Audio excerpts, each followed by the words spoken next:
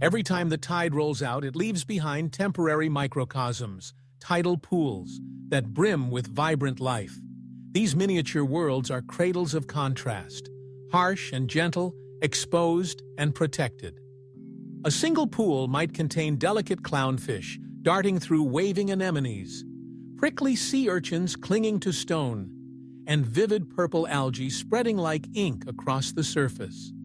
They're like reluctant roommates trapped between the pull of the sea and the promise of the next wave of freedom. Then, beyond the pools, rise the mangroves, those bristly, salt-loving trees with tangled roots that cradle the coasts of tropical and subtropical regions from Florida to Bangladesh. These ecosystems are miracles of adaptation.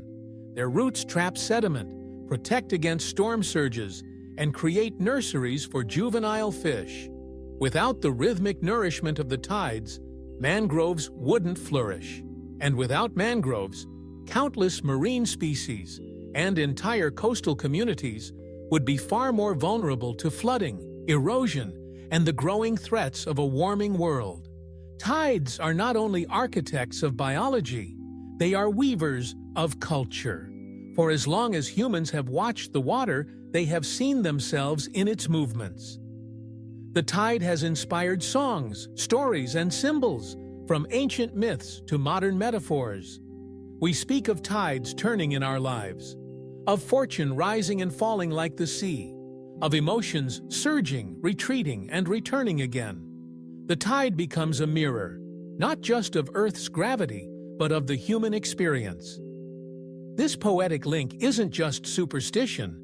It reflects something deeper, a subconscious resonance between our internal rhythms and those of the moon. Our ancestors knew the tide like we know the clock. Fishermen read the waves like you read weather apps. Farmers planted by lunar phases. Celebrations followed full moons. And while many of us may no longer live by the coast or harvest with the moon, we still carry that connection in the language we use, the art we create, and the feelings we sometimes can't explain. There's something grounding in knowing that the sea and the moon still keep time, even when we forget to. They don't need our awareness to continue. But when we pause and notice, standing barefoot on wet sand, feeling the tide swirl around our ankles, we're reminded of the deeper rhythm we've always belonged to.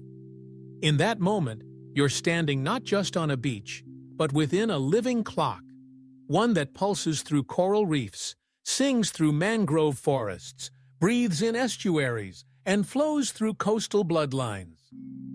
This clock doesn't tick. It breathes, it hums, it nourishes, it sustains. It signals spawning rituals in fish. It tells turtles when to lay their eggs.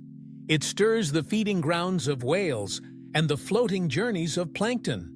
It even sets the pace for the rise and fall of carbon exchange in marine forests, helping fight climate change without a single word.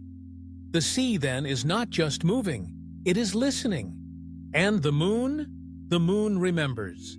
It holds steady in the sky, circling above us all, gently guiding this liquid dance below. It doesn't ask to be watched, but it rewards those who do. Its pull is both ancient and present, gentle and vast.